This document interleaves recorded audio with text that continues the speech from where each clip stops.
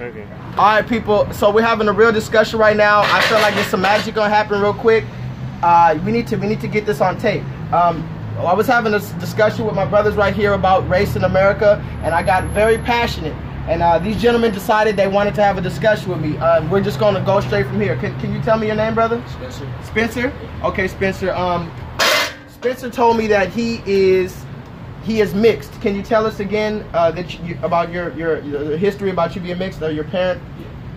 So I'm one quarter black and 3/4 white, because my dad is half black, half white, and my mom is full white. Okay, yeah. So he's saying his like a white Obama. his dad is mixed, and his mom is full white. Now we were talking about race in America. He was sitting over there, we're at Starbucks, and he heard me ask a question. I asked the question. I said, if there's any righteous white people, why are they not as passionate as I am about changing the oppression that has happened to black people in history and past? And he raised his hand from over here, and that was bold. He raised his hand and he had something to say. So we're gonna take it on from here. Can you ask me the question again, that what you just asked? I asked like, what is his opinion on mixed people, like half black, half white? Okay, so this is the reason why I started filming. I have a commenter, or one of my subscribers to my channel, one of my favorite subscribers to my channel. His name is Evan. What's up, bro? You were asking me to make a video about what do I think about mixed couples, because he is mixed as well. And here goes. I told you I was gonna make the video, and this God manifested right here. So the way I feel about mixed couples is, I have no problem with mixed couples. I have no problem with intermarriages, intermingling, but I do have questions. My question is, and every time, and I'm going to ask you the question is, now I don't have a problem with mixed couples, but my question is, are the discussions being had when, for instance, in 2017, if there's a mixed couple out there, whether it be a black man and a white woman, or a white man and a black woman, when you see a Trayvon Martin on the news, do you discuss it honestly, going from history to now, or do you change the channel and act as if it doesn't happen? Because I have another friend who's a black woman, she's with a white man, and she's my age, and I wanted to have a discussion with her on YouTube, and she saw my YouTube channel, and she said she's not comfortable having a race discussion. Her boyfriend's white, and she's not comfortable, which lets me know, when you see a Trayvon Martin, you see an Eric Gardner, or today Philando Castile, the officer who killed the black man, he was charged not guilty for the millionth time.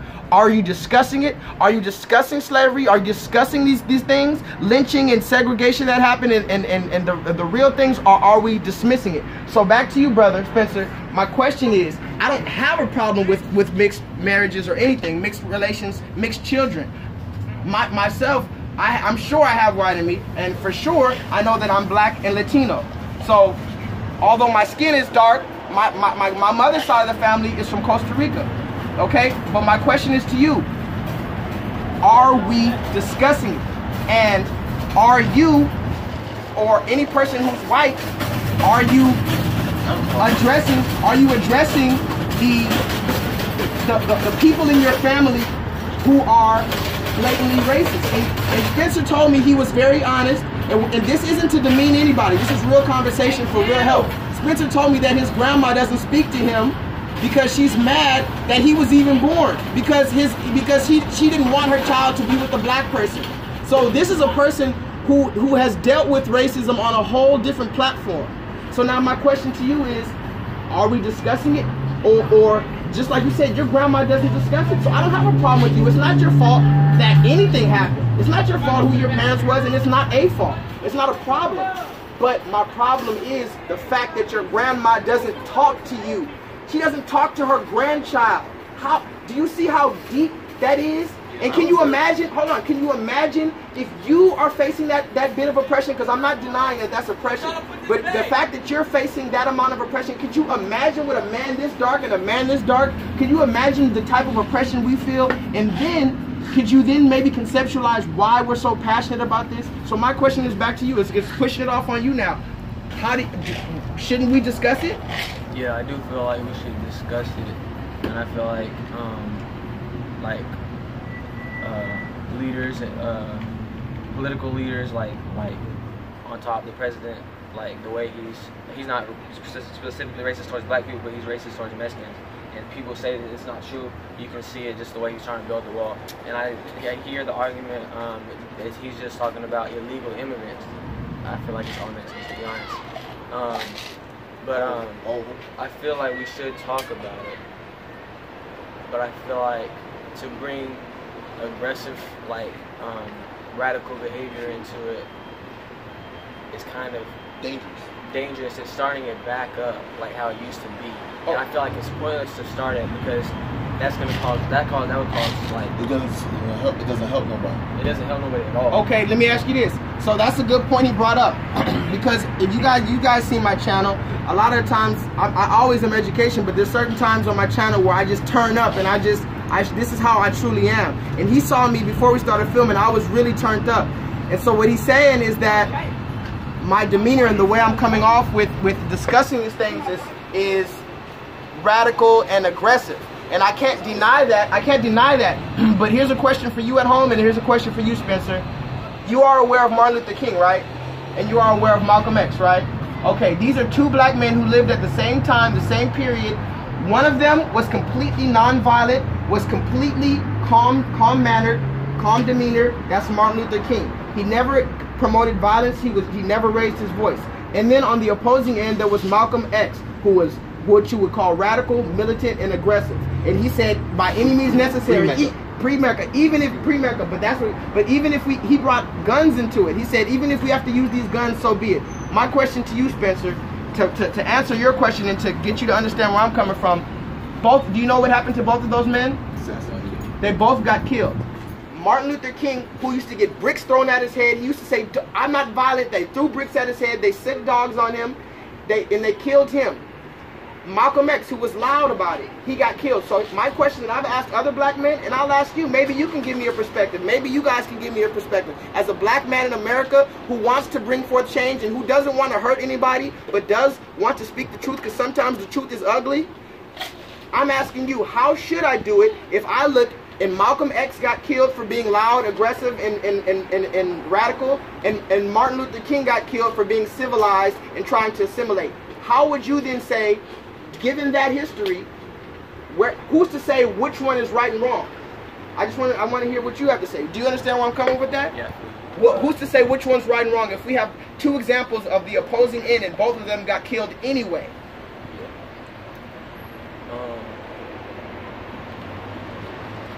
And take your time. If you don't know, just let me know. I hate to admit it.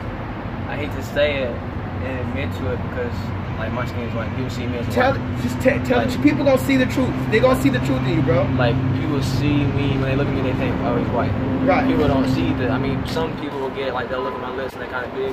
Right. Say, okay, so he probably got some mixed up. Right. Like, it's hard to admit, but white, I feel like the reason, I can't answer your question specifically, Okay. which one is right. I feel like white people feel like they're the best because their skin is cleaner, lighter, and then there's the teachings from like all the way back then to like how it's still kind of here. There's not a whole lot of racist. I mean, there's still a lot of racist people, but you see how it's kind of dying down. Right. There's still a lot of racist people, but like. The thing is like what is it I'm looking for? Like a hierarchy? Hierarchy, yes, exactly. Like a hierarchy, because the white people feel like white folks feel like, I mean, they know best, because I guess it's just because of the way that mindset through generations, like, because way back a long time ago, you know, people were, they had slaves, right, whipping them, taking out the paper. Right. I'm not saying that, and now they're teaching like it's not okay, you can't whip it. That's obvious. You know. But there's still the mindset. Who knows why? I don't know why, and I'm not justifying it. But there's still the mindset like black people are under us. You said so. There's a feeling that you're admitting that there's still a feeling that. Unfortunately, we're just speaking the truth. Nobody's gonna blame you for speaking the truth, brother. We're gonna. This is good that you're speaking the truth. It's not to demean you, brother. And I know that I come off loud and, like you said, aggressive and everything, but it's to bring the truth out. You know, it's to bring the honest truth. So one thing you said, and we're going to get into it, is one, you said that a lot of white people feel like the skin is cleaner and that they're just the better people. And then you said there's still a lot of racism. So my question is, again, how, as a person with this unclean skin, and that's not right, and is put underneath, and when you said there's a hierarchy, I'm at the bottom of the hierarchy. If there was a pyramid, I'd be at the bottom of the pyramid, and you'd be at the top, based just solely off of appearances. How then, in some people, in some people, and another thing is, my first question is, so again, it goes back to, as this person with this unclean skin, and my three sons who I have with unclean skin, and my friend here with unclean skin, and my friend here who's filming with unclean skin, and my mother and my grandmother with unclean skin, don't I have a responsibility to, however it sounds, however aggressive it sounds, and however it makes somebody uncomfortable, don't I have the responsibility for all those people that I named to show that my skin is not dirty, to show that I'm not beneath someone based just off of the way I look? Because here's another thing. You nor I signed a contract to be born the way we look.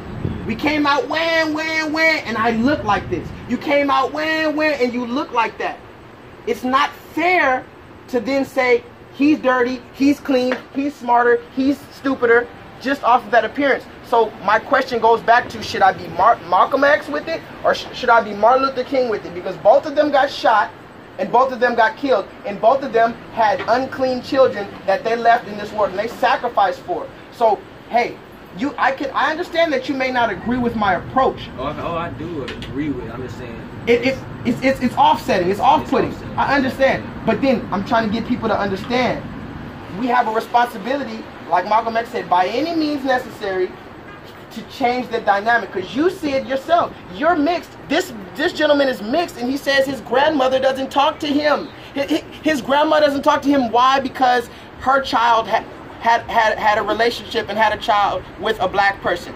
So that shows you that racism doesn't exist. For all you people saying all lives matter and racism doesn't exist, this is a man, a quote-unquote Caucasian man, who's telling you that.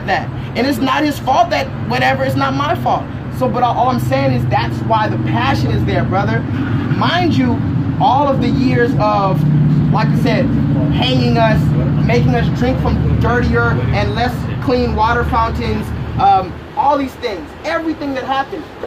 Wouldn't you, and then another thing, wouldn't you say that if white people had been put under those same circumstances, wouldn't they be fighting too? Because let's look, when it's white people, don't we, I just said this the other day, you know that new Black Panther movie that's coming out, the Marvel? I can't wait to see it. The Black Panther movie, a Marvel movie that's coming out, the trailer came out for the Black Panther movie, and there were critics that said, this movie is too black and it looks too militant.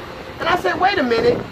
Why is it that when a black person comes out, you say he's too militant, but then when it's a white, when it's Captain America or Iron Man, it's no problem. It's heroic. But not only that, what's the problem with having a black militancy, but then when it's white people in the military, we salute and we be all you can be?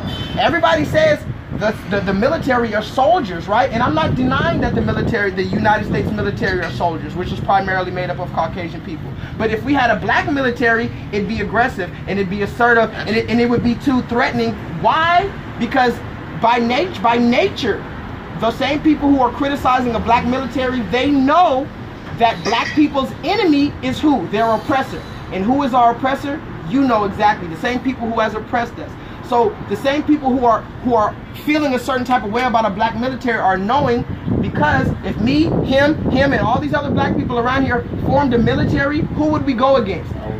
We'd go against that same people who you know, and it's not because we hate them, but it's because those are our open enemy. So why can we make movies like Braveheart and Troy of Alexander and Gladiator and all of these other white military movies and white gladiators and white conquerors? That's fine, and we celebrate that. But then when it's a black conqueror, no.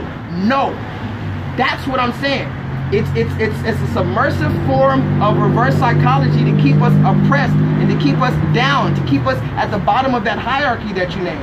So just to let you know, Spencer, I love you, brother, and it may not sound like it the way that I speak, but I'm trying to get it to the point where me and you can really be friends, where me and you can really look eye to eye, and to where There's no grandmas that don't speak to their grandchildren just because they had an unclean baby. That's how she said, that's why she doesn't speak to you, because she feels like you're unclean. And it's, you know what, I'm not even going to say it's fully her fault. It's the fault of the people who taught her. Because then as you start doing research in history, you find out that younger and younger, they've been implanting. They used to make dolls of us. They had a book called The 10 Little Nigger Boys that they published. And they gave to little children to read. They used to call us nigger, like, just like this is called a bottle of water. That used to just be a nigger. It used to be simple like that. You know what happened to LeBron James? Yeah, his house got raised. Did you hear about that? Yeah. Okay, 2 weeks ago, LeBron James, who was almost a billionaire, right before the finals, LeBron James had his $1 million Bel Air home vandalized, and they put the words nigger on his house. They spray painted the words nigger, and he's a billionaire. So it doesn't matter if you're poor and broke and homeless and on drugs in these streets, or if you're almost a billionaire. If you're a black man or woman or child in America, you are called a nigger, whether it's to your face or they tell their children to call you nigger in their homes. And the most ironic part about that is these same people who's calling them a nigger, their kids probably love LeBron James. They probably have LeBron James on the wall. You missed the question. You missed the question that I thought you were going to ask. Go ahead, let us know. The question that I thought you were really going to ask is not about, and follow me on this, because I'm sure that you've seen this. I'm sure we all seen this. Follow me on this. When it comes to interracial relationships, my question was, when it came to interracial relationships, my question was simply this. It's not the interracial relationship that bothers me. It's why it's happening. Because here's my question. Are you, particularly for black people who are dating white people, or any race dating a white person, are you dating that person because you're in love with them and because you truly love them? Good question. Or are you dating that person because you're hoping that their white privilege will save you? And that's the, because honestly, that's always been my question. Because that was my question when my friend started dating this white guy. Because she was like, oh, he makes me happy, da da da da da, and then she talked against black people. Now, mind you, I'm a black man. So I'm just like, yeah, we get it, Bernina, you don't like black men. But I didn't think it was because that you just simply did not like black men. I thought it was because black men have done you wrong throughout the years. I've known you since high school, girl. Right. You know what I'm saying? I've seen what we've done to you because you date, because I went to Elsick High School. You know what I'm saying? I went to. So she was around black people, and so she got her heart broken by so many black men that she just dated a white dude, and it's all good. But my question was, are you dating him because you love him, or are you dating him because it was convenient, and you felt like it was the right thing to do, or were you dating him because you thought that his white privilege will rub off on you?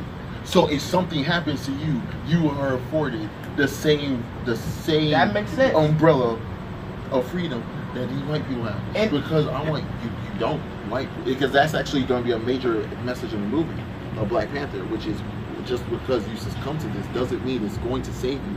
White privilege has never saved any black person. But some people don't look. Some people don't even believe that. They say, "Oh, white privilege doesn't exist." But in the further question, the further question I have to ask you is, have you never talked to your grandmother? Okay. Well, let me ask you this, and maybe you could chime in. I'll ask you this question next, but I'll ask you first. Maybe you never got the answer, but if you just had to guess, just why do you think she doesn't want? I mean, have you ever dived into the psychology more than so than just thinking, oh, that's clean and that's unclean? Why does she truly think, as an adult, with all their rational logic, why does she have such a problem with black people that she would not talk to her own grandchild just because he has some of that blood in him? What is the problem with us? And I know you don't have a problem with us, but why do you think they have such an issue with us? What is the real issue here? And another thing, do they view us as the same type of human as them? Because we have 10 fingers, 10 toes. I'm looking at you just like a man, just like how you're looking at me. 2 eyes. We got the same thing between our legs. What is the difference? Is it simply the fact that our hands are different colors? Is it really that simple? No. Wait, I need him to answer. Is it, no, and I believe me, I know you know a lot of things too, but I need to hear this, we need to hear a perspective, a different perspective. Is it, can an adult really come to the conclusion that this person is just so bad that we need to hang him from a tree and burn him simply because he's browner than me? Is it that, or is it something deeper? What is your thought on that? This is kind of deep. What I'm about to say is kind of deep, and it's kind of it's not relative. I mean, it's not helpful because it didn't happen. But if slavery were not to happen, I feel like white people there would be no racism. If slavery didn't happen, there wouldn't be racism right now. There would not be like some racist old white lady looking at you because like, oh, like you walk away. I mean, or because you're black, like you might rob you, rape you. Right. I feel like that would not happen today if slavery didn't exist way back when. Okay, so now today, I feel like since slavery happened, white people can be like, oh, like let me avoid him, let me cross the street if he's walking this way, let me cross the street and then go back to the same side all along. Because white folks can kind of still be scared. I'm not, and I know a lot of white people who aren't, like not racist white people. So like racist white people, they might be like, oh, like maybe they have some kind of weird psychological, they're psychological. So like maybe they know I'm racist, or like I'm scared they might try to jump me. It's only me right now. Like I'm walking by myself, and maybe they might try to jump me. They know I'm racist, so they cross the street. If it was like 3 white folks, racist white folks, and 1 black dude walking, we're just not gonna cross the street. They're probably gonna hit you with like, maybe there's some. I don't say it. Yeah, good. It's just okay. So he might hit you with one of those passing by you. Oh, he got a new bonus. He has 3 of his racist friends. I feel like they're still scared. They're scared. It's fear. It's fear. It's fear. They're definitely fear. Where did the fear come from? Because none of us lived it. None of us were slaves. None of us that are living today are slave masters. Why are there fearful people today when slavery was abolished so many years ago? Where is this fear of us coming from? Fear is coming from, like, I mean, you're super hype about it, and you're passionate about it. There's still people passionate about it. Raised white folk walking down the street, and a black dude coming out. He didn't know he's passionate about black power. The dude walking towards you doesn't know if anybody is passionate about black power. Like you might be like a black power fanatic, and see, it's people like that I understand racism sometimes. Go ahead. Like, listen, you know, I mean, okay. My grandma walking down the street, nighttime. Right. A black dude coming at her. She doesn't know. Is this dude like a black power fanatic? Like he might be upset at the moment for some unrelated reason. And he's like, oh, so white shit. She was racist. She used to, her people, not her specifically, her people had us in slavery, whipping us, had us in chains. I'm mad. I'm gonna just beat her up real quick. And I'm gonna get on with my day. Okay. White people are still racist. White folks are still scared because maybe the people that like you are passionate about it. Maybe y'all trying to raise up and blah blah blah blah. You know. So it sounds to me 2 things. It sounds, one, that it's a little bit of not necessarily a hatred. It's more so somewhat of a paranoia a little bit. Exactly. So it sounds like he's saying a lot of racist people are maybe paranoid based, not just paranoid for no reason though, right? We have to also say that. Paranoid based off of what they know was done to us from their people. And then 2, it also sounds like there's also a little bit of lack of communication there. It sounds like they're just going off of their perception. They have no interaction with these people, and they're just going off of their paranoid misconceptions about us, and they're not communicating with us to find out where we really are at about it, right? That's deep. Now, can I ask you something? Yeah, I want to add, but I don't want to be recorded.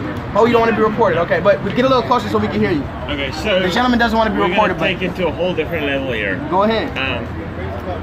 first gonna like talk about the fear. Like obviously, if you're going to read in Ephesians, Where are you from? I need to ask. South Africa. South Africa. I'm gonna get into that. Okay. Explain that to you. Okay. It's gonna be interesting to you. Like this is the demonic circle. It's a thing that keeps on going for generations, and that's what the enemy has. If you read Ephesians, everything is happening in the spiritual realm. So fear comes things.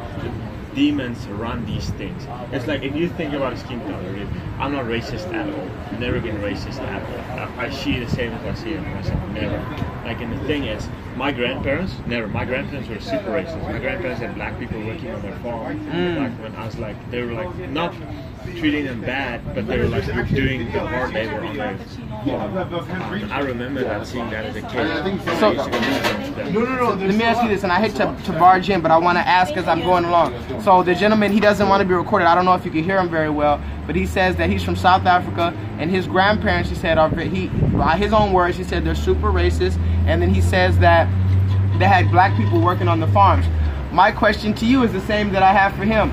Why do you think your grandparents were racist to black people? That's a generational thing. It's what they're seeing. It's like it's a thing that travels over and over and over. So it's a generational thing. So again, we keep coming to this conclusion. It's not that black people have done some bad thing to them to where they as a human being said, you know what, I'm an adult and I'm going to make my own decision to be racist. It's the fact that they were taught. They found it. It's something like, if you go like way back deep into the Bible, it's people thought they got it from like, they thought black people were like slaves. They were the same, and they're like, this read it so wrong. And that's where it all started. The thing is, you just keep traveling for so long, generations and generations and generations. Black people never did like anything wrong at all. And like the thing is, my parents, just to give you a little background. So I was born and raised in South Africa. I moved here about 5 years ago, and I remember when I was like little, we had a lady that worked in our house. She used to take care of her. Her name was Evelina. She used to be a black woman. I loved her so much. She basically raised us. My mom and dad were like at work. She took super good care of us. And that's just the way. So black people in South Africa used to do that. You probably know about apartheid and Nelson Mandela and like everything that's been happening. So black people used to do it's kind of like very similar to what happened in America, just on a way smaller scale. Okay. And the thing is, the enemy has this. Like, we can like keep on fighting to try to knock this wall down. But we're gonna keep on failing. If we can identify the true enemy and then go against that, like, and be in prayer, then you're gonna have breakthrough. That's how like I see people get breakthrough. Okay. And that's like, I can get super deep into that. And if I mean, like, if you just look at, I don't know if you know what's going on in South Africa right now today. It's like basically, it's history repeating itself. Oh, apartheid still happening in South Africa? It's repeating. The white people are the black people are the higher ups right now. They're running the government. They have like everything that's nice, and the white people are super oppressed. If you open the South African news every day, white people get brutally murdered because black people had they became hatred for so long in their hearts. And Nelson Mandela, like Martin Luther King, he stood for peace. I'll take my hat off for that guy. Super awesome guy. And he stood for peace. I mean, like, after he came out of prison, he could have said, like, let's kill all the white people, or like, let's throw them out. But he was like, no, we're gonna stand for unity. And the thing is, he stood for that. But everybody that came after him carried that hatred. They didn't share that unity, the same love, unity that Nelson Mandela had. So as soon as Nelson Mandela passed away, they started showing that hatred. Wait, Mandela passed away? Yeah, Mandela. Yeah. Oh God, you didn't know that? Yeah. Yeah, it was. I mean, maybe 4 or 5 years ago. So 3 years ago. 3-4 years ago. Yeah. And everybody, like, after him carried that hatred. And the thing is, like, our youth minister 3 years ago on the public news television, he said, kill all the white people, kill all the white farmers. It was like on the news, he said. Like, on the news, they said that? Yeah, it's like white people are super oppressed right now. They don't find jobs. They move into this rural. I can share a video. Yeah, you can show me. Oh, show me after we finish this. But I want to ask you this. I want to back and we gonna get. But so you said something that stuck with me. You said we're not fighting the right enemy. We're not fighting the white enemy. So what is the real enemy here? So the enemy is Satan. He runs that whole show, and that's what he wants. I mean, like, you can like scheme like, and with so many things, with homosexuality and like different areas. The thing is with racism, it's just so much bigger. You know, it's like, it's ridiculous. It's really ridiculous to me. If I think in my head, people are fighting about a skin color. Over a skin color. Skin color makes people. Telling me that. All right, it's when I was in South Africa, when I was applying for a job, for a car, for anything, I'm basically where you're at. Like, my whole life in South Africa, I was the one who was oppressed. I was on the bottom. If I wanted to buy a car, if you're white, you don't get a high score. You want to buy a house, you don't get a high score. If I've employed, for example, I worked for the bank for like 4 years. I started working for the bank after high school.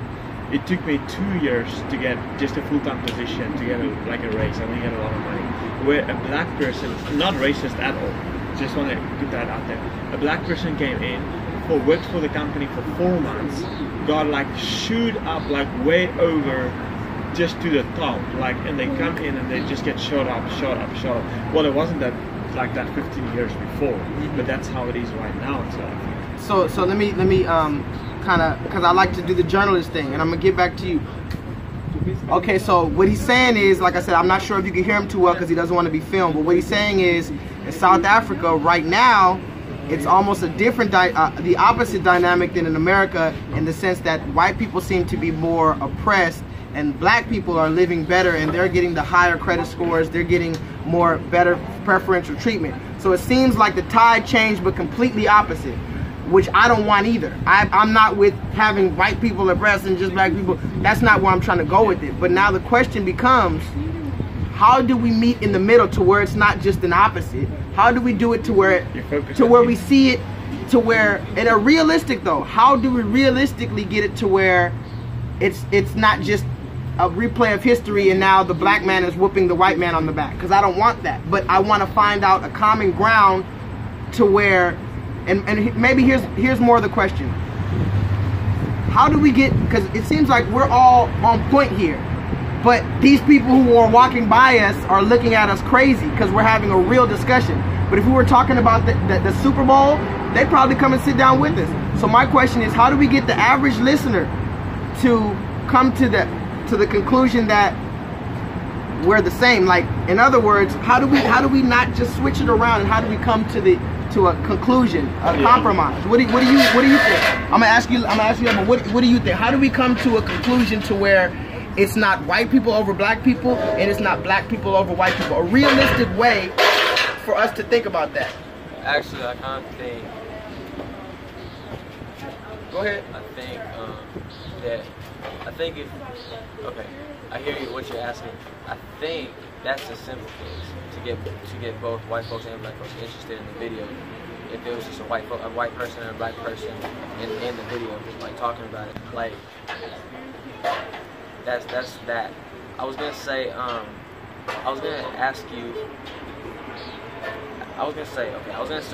feel like if they didn't teach about slavery, I feel like if they stopped teaching about slavery in school, to be honest, and I just thought about this, if they stopped teaching about slavery in school, I feel like kids will know like racism. Okay, so within the next 3 generations of school, like people going through school, the next 3 generations, so that's like a grandmom, the mom and a grandkid and a kid. What's racism? So you think a good solution, and I'm hearing you, but I'm gonna backtrack. I'm gonna kind of hit you with something too.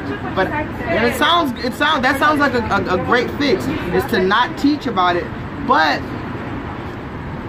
in the same regard, because that does sound like a reasonable fix.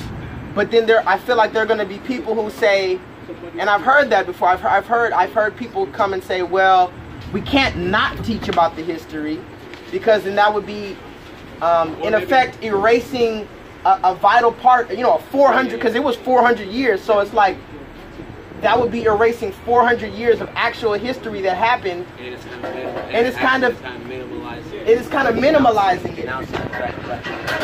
Right. So what I'm saying is, I'm not saying it's a bad idea, and I know that it's a good-hearted idea, but I don't know if that'll really fix it, because then again, you know, they say if you don't know your history, you don't know where you go. So if we just stop teaching about slavery, although in effect it sounds like it would be good because nobody would know about it in the future, but maybe then in the future, after 3, 4, 5 generations, maybe similar things will happen. They'll put us right back in slavery, and we don't have that history to look back and say this is where we went wrong. You know, because I think teaching slavery is a good thing. It's finding out why did we get in that slavery. And furthermore, I think a better idea would be to teach slavery. But you see, this is what they teach us slavery. You know it, and you know it, and you know it at home. This is how they teach us about slavery. I was in 3rd grade, 4th grade. It was February, Black History Month. I opened the book, and all they showed me was my history of my ancestors getting whooped on the back, having a dog collar on, getting hung, and our babies getting beat up, and we got separated, and we got our teeth knocked out. That when I was in 4th grade, before my parents even taught me about it. So one day I was just a happy-go-lucky kid. I wasn't black. I was just a happy-go-lucky kid. And then one day I went to school, and then I opened the book, and I found out, damn, these people who look like me, this is where we come from. And it wasn't until I got older that I had to research and find out, actually, no, there were great black men and women before slavery.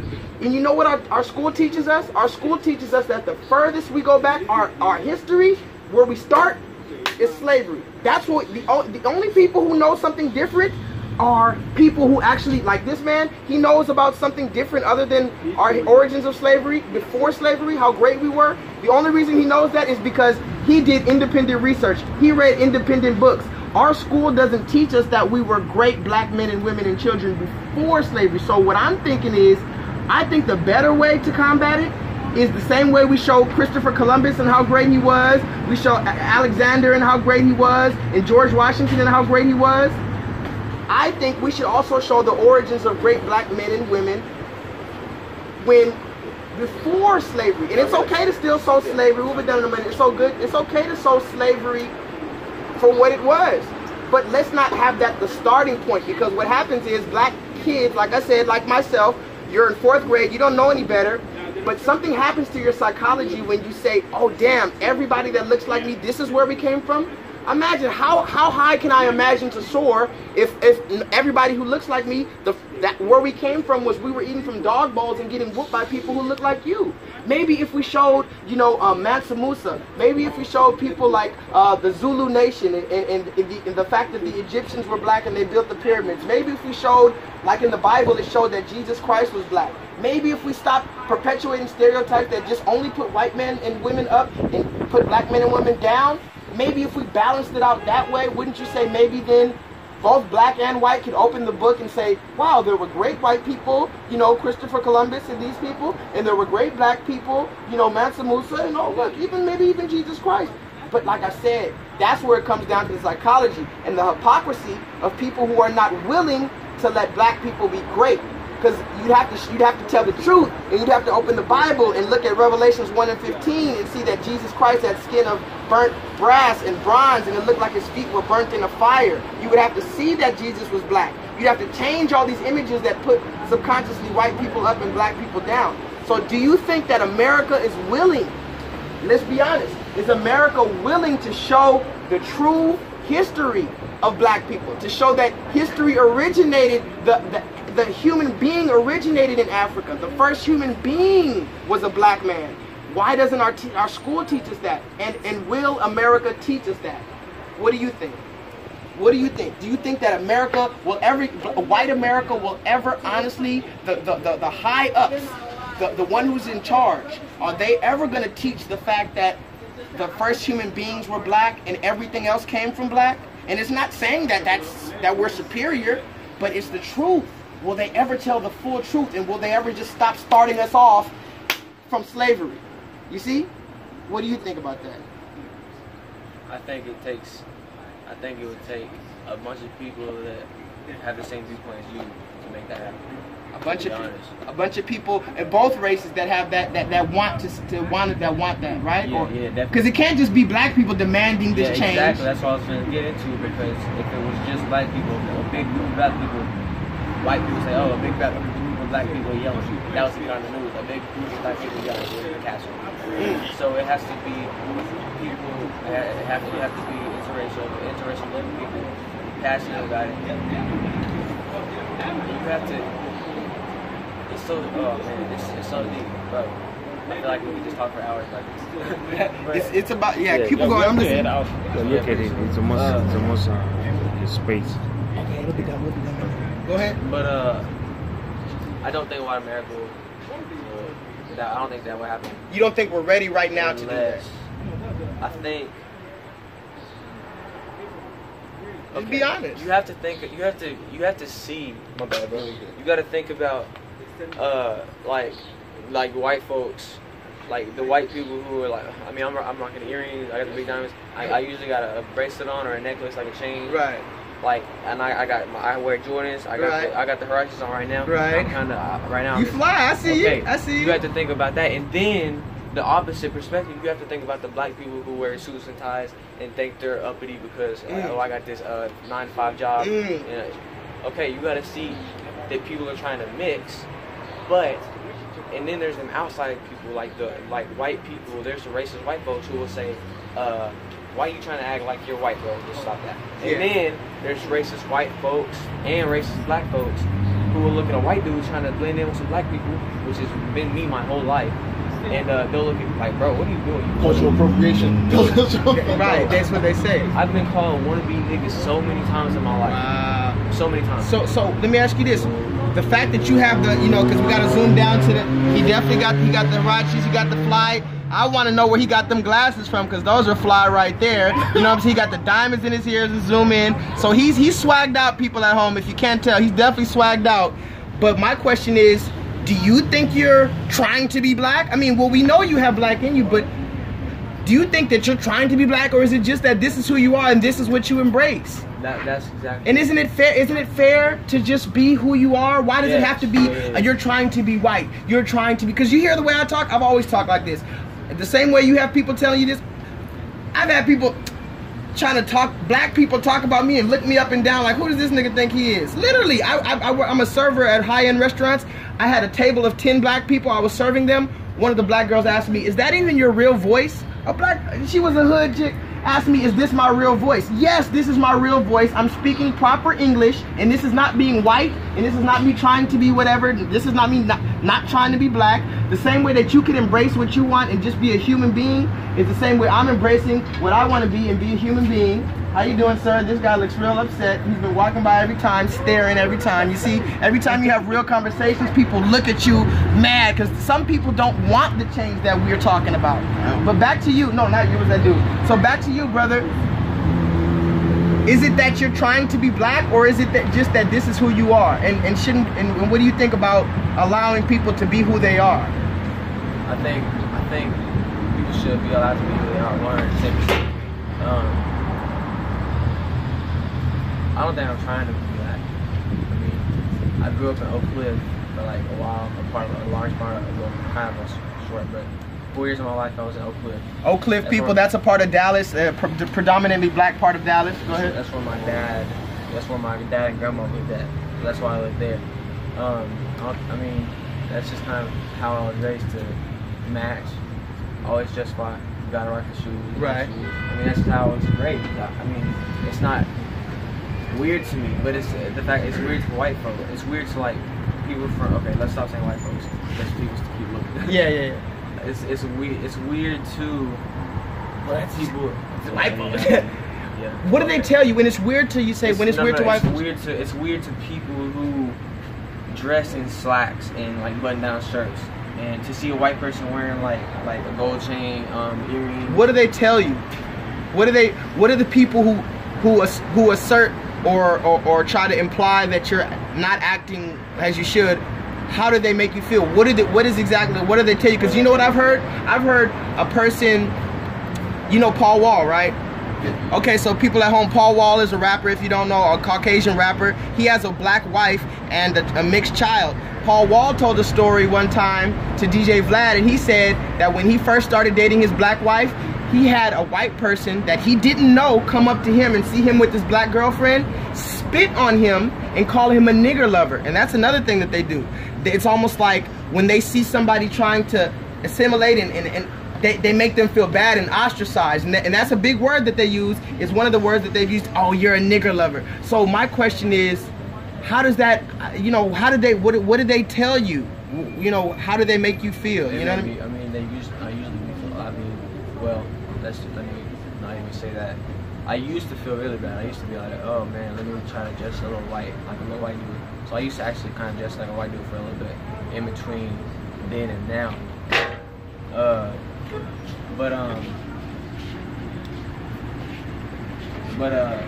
So I stopped caring. I kind of stopped caring, like hearing that. I kind of stopped caring, hearing like, oh, you're a wannabe, like you want to be black, like you trying to act like them, you trying to fit in with them, like why? Stop listening to it.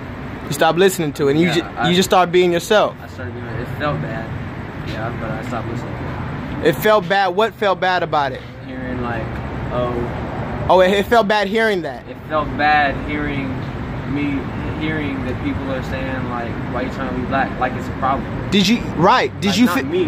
I could care less about my feelings. It was like, why are you saying like it's black people? Why you trying to be like that? What's wrong with the black person? So, at any point when somebody said that you're trying to act black or whatever, did you ever feel less white?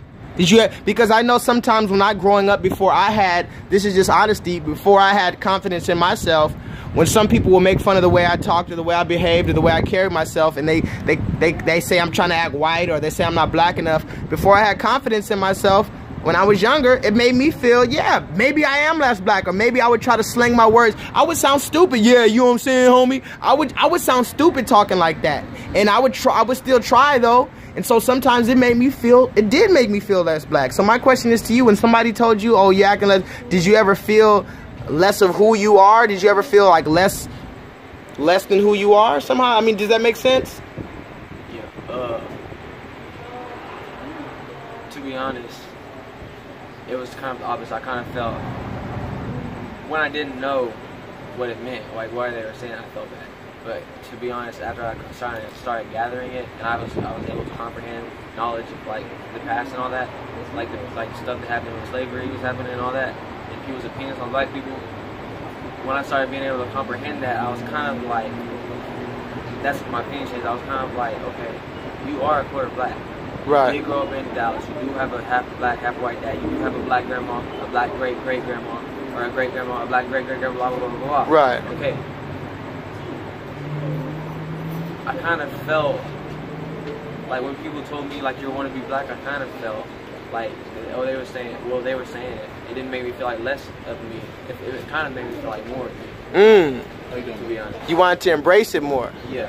That's kind of, yeah, you put it like that. That sounds right. Yeah. I wanted to embrace more.